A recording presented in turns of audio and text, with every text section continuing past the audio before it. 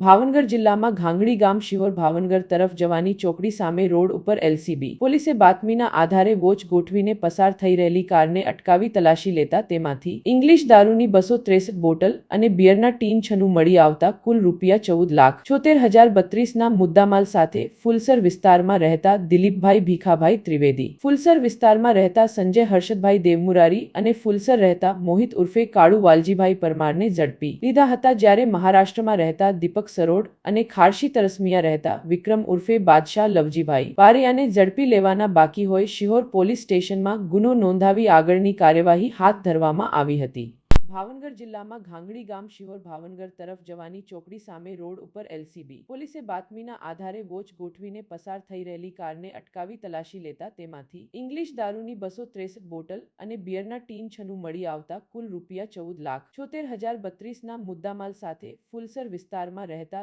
દિલીપભાઈ ભીખાભાઈ ત્રિવેદી, ફુલસર વિસ્તારમાં રહેતા સંજય હર્ષદભાઈ દેવમુરારી અને ફુલસર રહેતા મોહિત ઉર્ફે કાળુ વાલજીભાઈ પરમારને ઝડપી લીધા હતા, જ્યારે મહારાષ્ટ્રમાં રહેતા દીપક સરોડ અને ખારશી તરસમિયા રહેતા વિક્રમ ઉર્ફે બાદશાહ લવજીભાઈ પારિયાને ઝડપી લેવાના બાકી હોય શિહોર પોલીસ સ્ટેશનમાં ગુનો નોંધાવી આગળની કાર્યવાહી હાથ ધરવામાં આવી હતી।